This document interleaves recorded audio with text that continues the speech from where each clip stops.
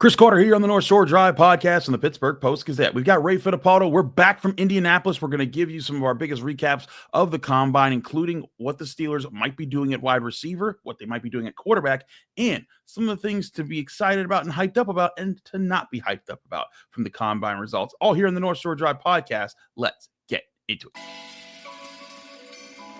You are now listening to the North Shore Drive podcast, a show on all things Pittsburgh sports from the writers of the Pittsburgh Post-Gazette, hosted by Christopher Carter.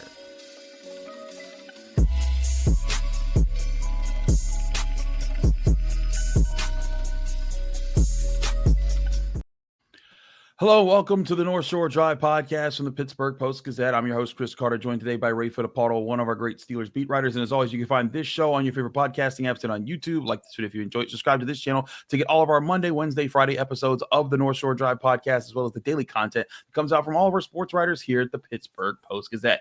And as always, this show is brought to you by Edgar Snyder Associates. Whether you're injured in a car accident or hurt on the job, Edgar Snyder Associates has helped injured victims for over 40 years recover more than $2 billion on their behalf. If you or a loved one have been seriously injured in an accident, call 1-800-94-EDGAR or visit www.edgarsnyder.com for a free consultation. And remember, there's never a fee unless they get money for you.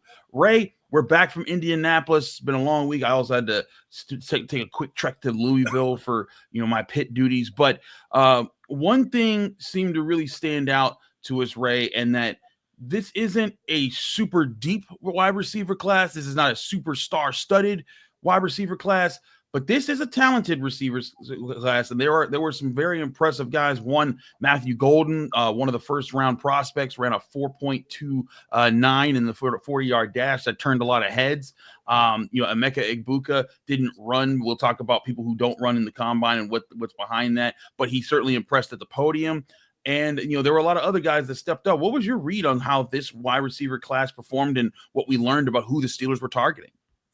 Yeah, I mean, I agree with you, Chris. I think it's a good class, and some people are kind of not giving it the props that maybe it deserves. It might not have that top-end talent that maybe we've seen in years past. I wrote an article about Egbuka that's actually published in postgazette.com on Monday. And it just talks about all the Ohio State receivers who came before him, right? Marvin Harrison, fourth overall pick last year. Before that, there were guys like, Jameson Williams before he transferred to Alabama. He was on the Buckeyes roster. Chris Olave, all these guys, top 10, top 12 picks. And you might not have that in this draft, but Egbuka is, a solid first-round talent. Matthew Golden's a solid first-round talent. And then you're going to have guys in that second round that are going to be within the range when the Steelers pick, and maybe even the third round, guys are going to be able to come in and help you right away. Wrote a little bit about Jack Bech from TCU, Savion Williams from TCU. So, yeah, there's a bunch of guys who are day two prospects. If the Steelers do go in a different direction in round one, I think easily they can go day two. And really, if you look at it, Chris, over the years, that's been their sweet spot. They haven't really delved into the first round since Santonio Holmes in 2006. We'll see if that changes, but Juju Smith-Schuster, second-round pick. Pickens, second-round pick. Claypool, second-round pick. Emmanuel Sanders, third-round pick.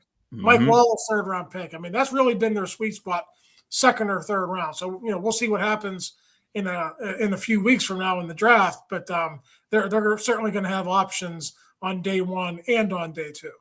I'm right with you. I think that the Steelers, that could be the sweet spot for the Steelers in this draft that allows them to use that first round pick on that defensive tackle we're talking about. I know people really want a playmaking wide receiver. And yeah, if they go DT in the first round, they're not getting Emeka Egbuka. They're not getting Matthew Golden. They're not getting Luther Burden. But how about Elic Ayomanor from Stanford, who the Steelers did talk to, and he talked about that at the podium. But he did a very good job in his 40-yard dash at the combine, and he showed strong hands. He's a former tight end. He said, he told people at the podium, he's like, hey, you may think because I'm a former tight end that I'm slow. I'm not. He ran a 4.44. That's a very good time for someone as big bodied as him.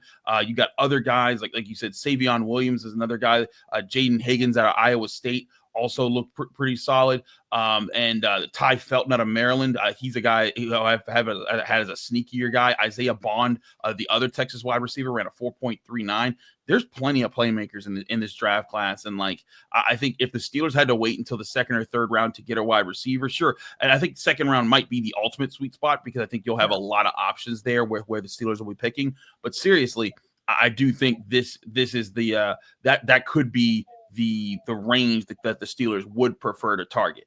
Yeah, and I think sometimes when you don't have like the Marvin Harrison types at the head of the class, sometimes you just downgrade the whole class just because, you have this visual of what a modern day receiver class should look like. And there were, last year there were 5 or 6 first round picks. This year it's probably going to be cut in half.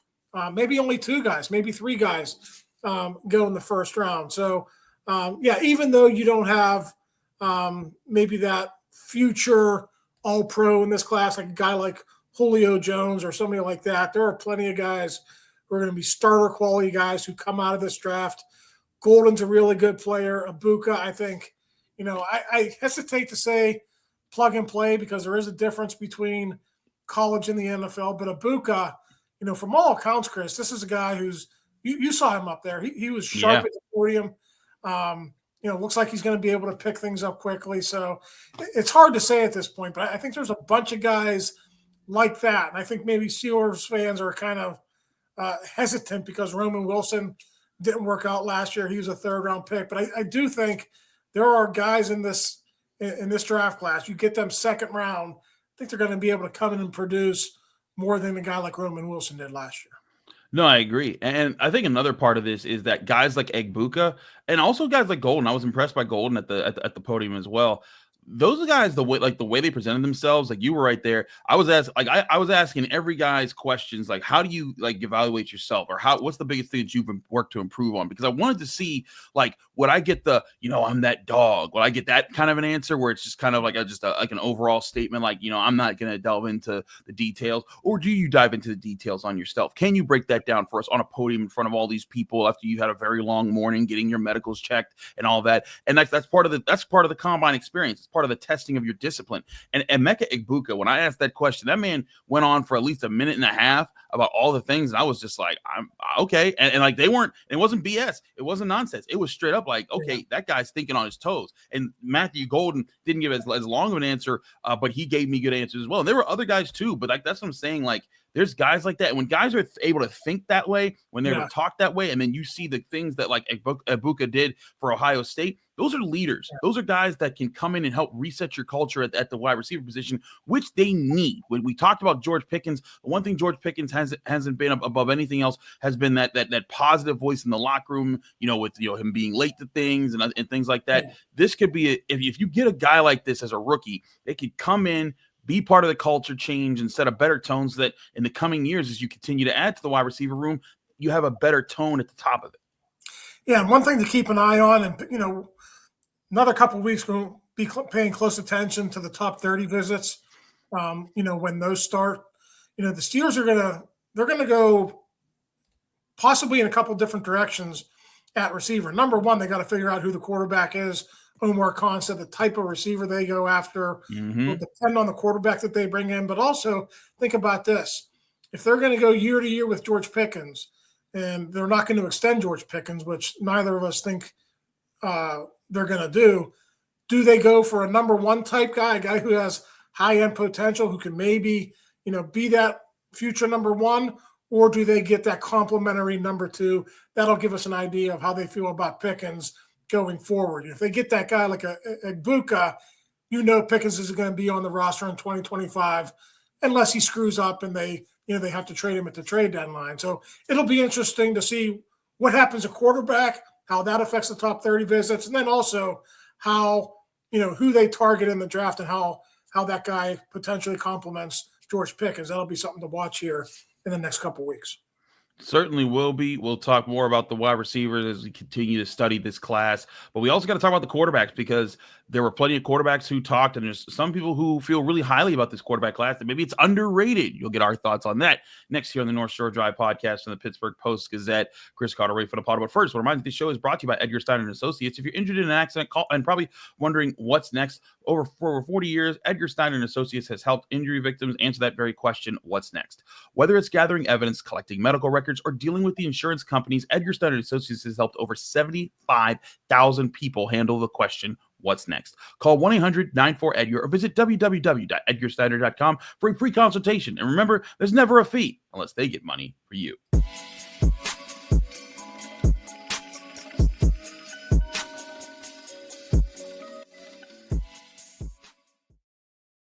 We're back here on the North Shore Drive podcast on the Pittsburgh Post-Gazette. Chris Carter, Ray Fittipaldo. Ray, let's talk about this quarterback class. Our partner here, Jerry Dulac, wrote about this and the people who were being targeted by the Steelers.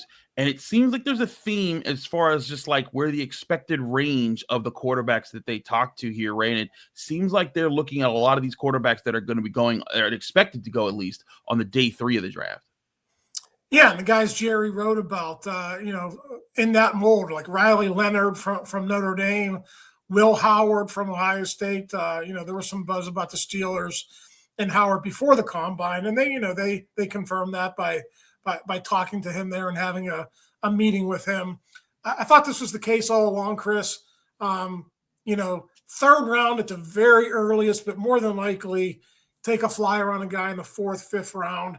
Kind of get the idea that's where like Howard and Leonard and those types of quarterbacks are going to go. Good field generals, really good leaders. We saw what Howard did leading the Buckeyes to a national championship. We saw what Leonard did in their run through the CFP.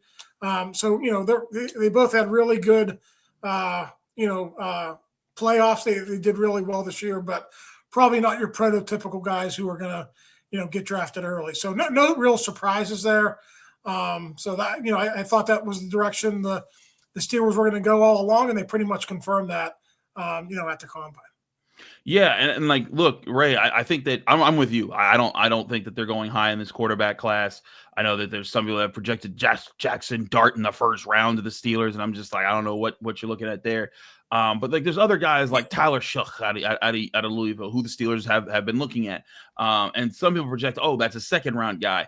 I'm sorry.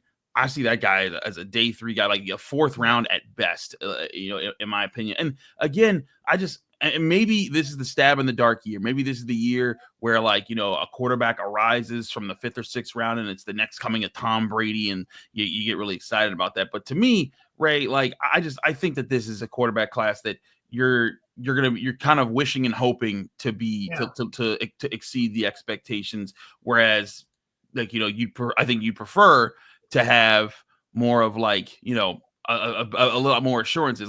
If Cam Ward wasn't the top quarterback this year, I think that'd be different, because I see Cam Ward as a potential franchise quarterback. And if there were like 3 or 4 other guys ahead of him, maybe he would fall to 21. And then maybe we are talking about something else. But Cam Ward's going to go 1st overall. And that's just that's why the Steelers, there's no reason to chase after this year when Cam Ward, in past years might have been the 4th or 5th guy. Yeah, and listen, you do need quality depth at all positions, including quarterback. So we all know, we talked about this last week. Kyle Allen is probably going to be back. I think they like Kyle Allen. But even if they do take, let's say the guy is Will Howard. Let's say he's a day 3 pick. Yeah. If he's not a franchise type of a quarterback, maybe he can develop into a guy who is a solid backup, who could be on your team, who can play in the league, 5, 7, 9 years. Every team, needs those types of guys too. So the Steelers, other than Skylar Thompson, is that his name? Yes. Yeah, other than Skylar Thompson, who's pretty much just going to be here for the spring, I think. I don't know that they have designs on him being on the 53 in the summer. There's no quarterback that's under contract. So it would make total sense if they invest in a guy in day 3. And maybe if he's only a backup, Chris, that's okay. You need those types of players as well. You do. And that's the thing is that, look, Mason Rudolph, when he was picked in the 3rd round, they got value out of him. Like Mason played several games filling in for Ben Roethlisberger. He came in and helped him. He helped him get to the playoffs a couple years back. Having a guy like that, and you and I have talked about that too, right? Like whoever the Steelers sign, whether it's Justin Fields, Russell Wilson, or Sam Darnold, or whoever, you're probably going to want a young quarterback behind them who you can work to develop as like, maybe the second bridge guy, because there's no guarantee that next year in 2026 that everything works out and you feel great about that quarterback class. You're hoping that you do. There's prospects that look like it could be a better quarterback class, but you gotta put when it comes to quarterback, you got to put your eggs in multiple baskets sometimes, and you got to take shots until you think you found the guy. And right now, the guy I don't think is going to be readily available in the draft this year without them selling the farm. And the Steelers aren't in a position to sell the farm. They have to develop so much, because even if they land that quarterback, I think that they would need a lot of help to still be one of the more complete teams in the NFL. So, long story short, the Steelers are looking at quarterback, but they're looking at depth quarterbacks, and that's totally fine. That's not selling on the position. That's not resigning to being bad. It's just, hey, you want to take your shots when it's time to take your shot. If next year you see a guy who's legitimately like a Cam Ward type of guy, but he's the third, fourth, or fifth option, then you can say, you know what, we're trading up to get him, because that's what the Chiefs did to get Patrick Mahomes. He wasn't the first quarterback off the board. He went 10th overall. They had the 27th pick. They traded up to get him. I think that's what the Steelers are hoping to try to do next year when they hope it's a better quarterback class. Yeah, listen, GMs, head coaches, owners, listen, they have to have short memories, when it comes to this. But, Chris, you can't tell me that they might be a little bit gun shy just 3 years after taking Kenny Pickett to go and try to take another shot at a guy you're not sure of in the first round. To me, just lay off this year. It's not a good class. Day 3 this year is fine. And, depending on where you finish in 2025, maybe you trade up and get that guy in 2026 when the draft is in your city. Maybe you finish bad enough that you finally have a shot to get one of those guys. And let's say if the 2026 class is like the 2024 class, all you have to do is maybe go 6-11. You might be in the top 10. You might be able to be in position to make a move and go up and get the guy you want. So this is the perfect year just to sit back. Take one if you want on day 3, but don't mess with any of those Jackson Dart or any of those other guys who are kind of like late 1, 2-round range. No, I'm right with you. Like you want to make sure you're going after your quarterback in your guys, and again in a better quarterback class where you can hope for a better result there. Like last year, Jayden Daniels was the second quarterback off the board. Granted, he was the second overall pick, but you got guys like Michael Penix, Drake May, JJ McCarthy. They were the third, fourth, and fifth quarterback. Heck, the Broncos, I got the 6th quarterback off the board at the 12th overall pick, and Bo Nix, and he looked pretty solid this year. He surprised me because I didn't think he was going to be that good in his rookie season, and so. I think waiting makes a lot of sense, but while you wait, it doesn't mean that you shouldn't take a shot at some of these other guys that are in the lower rounds, because you never know where you might find your next Kirk Cousins or Russell Wilson, because both of those guys were 3rd-round picks. So we'll keep an eye on the quarterback position. I want to talk to you, Ray, more about what we saw at the combine and just some of the trends we see as far as why certain athletes run versus why others don't, what we're learning about this draft class, and other things that are playing into the factors here. That's all here on the North Shore Drive podcast coming up after this next break here. But first, remind you, the show is also brought to you by Savion Williams Gallucci. They're your best thing. They own the bestest lawyers with over 85 years of experience. Call them today for a free consultation. That's Savion, Kane, and Gallucci. We're also brought to you by Moon Township Honda. You can get your new Honda vehicle at 5802 University Boulevard in Moon Township, PA, or visit their website, moonhonda.com, for details. Here's a message from our friends at Moon Township Honda.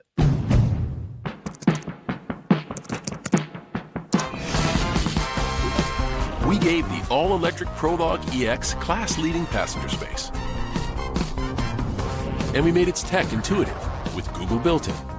Perhaps that's why we were named Best Overall EV and Hybrid Brand by Kelley Blue Book. It's nice when a dream comes together. Buy online, reserve from select dealers, or visit your local Honda dealer today.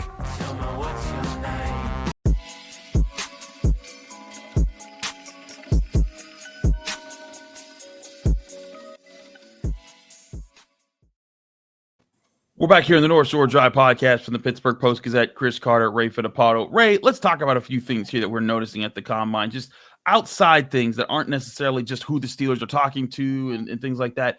But like one thing you and I were talking about off air before the show, there's a lot of guys who aren't performing at the combine, and I think that there's some that you question. There's others that you don't like. There's others like some guys get hurt. Right before the combine, they find out they have a hamstring issue, and so they'll say, "Hey, you'll see me at my pro day." But other guys are strategically just being like, "Nope, not performing here. You come to my pro day to see me if you want to see me." And that's worked out in the past before. But what's your read on the growing a number of players who pull that kind of a thing at the combine? I think there are a certain number of coaches and GMs in the league who hate it, and I think there are the rest of the coaches and GMs, they get it because if you're a guy and you go, and I'm not even talking about the 40 now, but let's talk about some of these change of direction drills. Yes. If you go in one of these drills and you blow out your ACL, you're doing you and your family a real disservice. Right. I know these guys have insurance policies written on them, but once you get that first ACL injury, your career is likely going to be shortened. So, some guys just did the bench press, right? You're not going to go out there and do anything major to your body if you go out there and bench press. So guys are maybe a little bit more select in what they want to do, but I totally understand it. Guys don't. The ACL is like the extreme, that maybe happens, once every couple of years, but there are plenty of guys who pull hamstrings. You can't train for 6 weeks or 2 months. That could potentially put your draft stock in jeopardy. So I certainly understand it.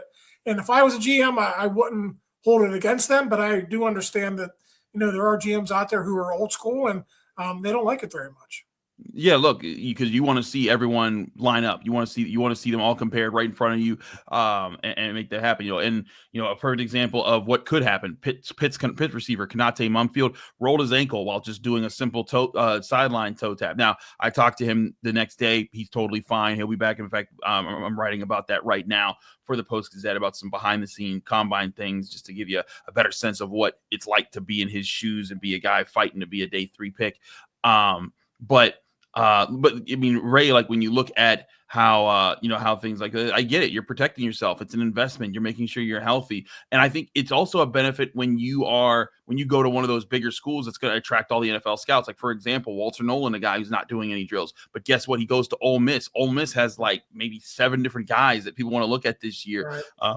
Including him, but they got Trey Amos. They got, who's the wide receiver? I forget his name right now. But Trey Amos is the corner. There's a wide receiver. Trey Harris? Is that his name? Trey Harris. I'm mixing up my guy. I think Trey Amos is someone else. But then they also have, JJ Puguez, the other guy, the other defensive lineman. They have players there, man. And it's a real thing that you have there. It's why Emeka Egbuka cannot run at the combine, and it doesn't matter. Guess what? Everyone's going to be at Ohio State's pro day this year, right.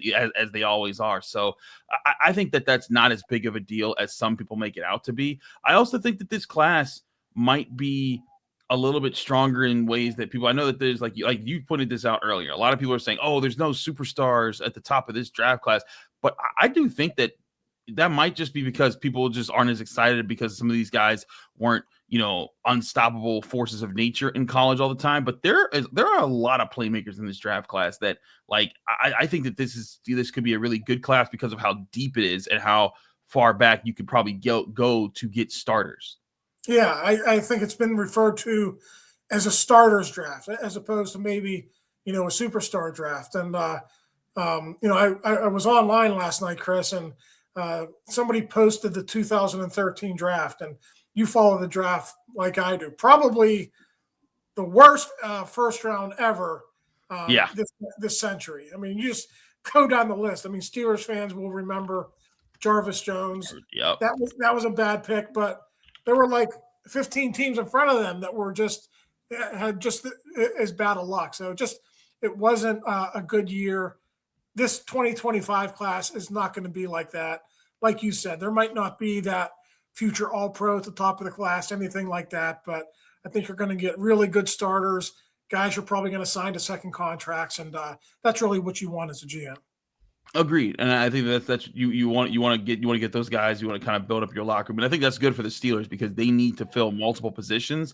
And if you can find stars at key spots in those positions in this draft class that quickly become active for you, that could be a difference maker. And so I do think the Steelers are that's a situation that benefits the Steelers. But the combine's always interesting. We're always learning new things while we're there, not just about the players, but about how coaches and teams are handling the combine, because Ray, there's so many different ways to approach it as far as who you target, how you target them, how you talk to them, and like what processes. I mean, the draft season is crazy. These guys, like there was one time I was sitting in my hotel lobby typing up a story, and then I see Shedeur Sanders just sit down with an unnamed team, and it's just like that's part of what happens there, is that like there's all these meetings happening so fast and information is flying around extremely quickly.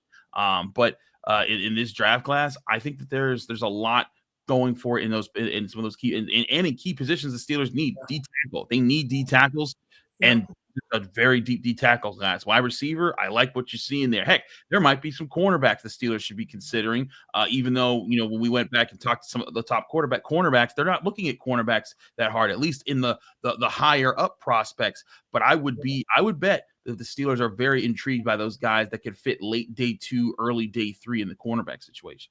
Yeah, one thing to watch for. I know a lot of our readers and listeners are really into the draft, so they're going to know this, but if you're real new to the draft, or if you need like a refresher, you have informal meetings and formal meetings at both the Senior Bowl and the Combine.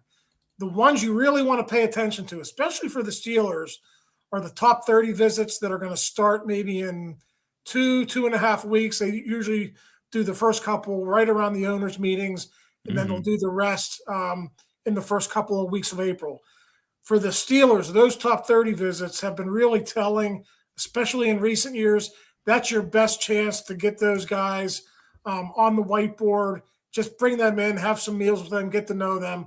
And for me, that's really, I do glean information from the Combine about who they're meeting with. I think some of it is useful, but I really think those top 30 visits are the ones that really, at least for the Steelers, have been very telling in the last couple of years.